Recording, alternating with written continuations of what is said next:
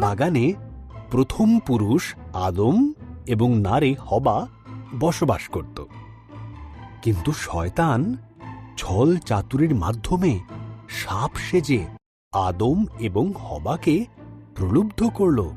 জিজ্ঞাসা করল, এইসব গাছগুলির থেকেই কি ফল খেতে ঈশ্বর তোমাদের বারণ করেছে?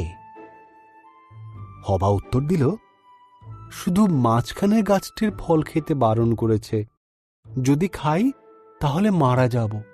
সাপ বলল, তুমি মারা যাবে না।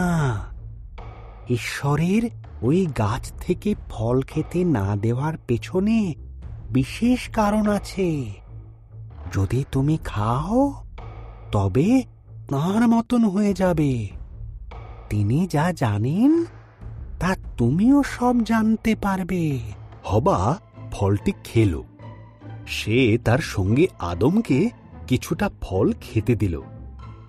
আদমও ফলটি খেল এবং খাবার পরেই তারা এমন কিছু জানতে পারল যা তাদের জানা ছিল না। একটি বিষয় তারা জানতে পারল যে তারা উলঙ্গ ছিল। তারা পাতার বস্ত্র তৈরি করে নিজেদের লজ্জা ঢাকল। তারা আগে কোনোদিন ভয় বা লজ্জা পায়নি। তাই তারা বুঝল কিছু একটা ভুল হয়েছে। আদম, হবা। আদম উত্তর দিল, আমরা লুকিয়ে আছি, আমরা উলঙ্গ। ঈশ্বর দীর্ঘশ্বাস ফেলে বললেন, তোমরা ওই গাছের থেকে ফল খেয়েছ, তাই তোমরা জানো। তখন আদম হবাকে দোষ দিল, আর হবা সাপকে দোষ দিল। ঈশ্বর বললেন, সাপ, তুমি বুকে ভর দিয়ে চলবে। এক নারীর পুত্র সন্তান তোমাকে পরাজিত করবে।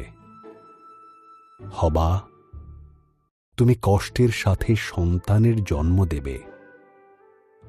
আদম, তোমাকে খাবার সংগ্রহের জন্য অনেক কষ্ট করতে হবে।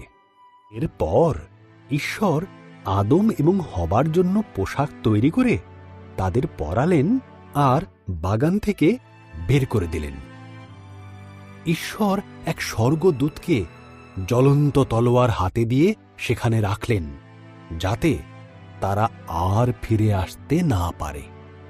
হে বন্ধুরা, পার্ট 3 দেখার জন্য একটি লাইক ও সাবস্ক্রাইব করে বেল আইকনটি প্রেস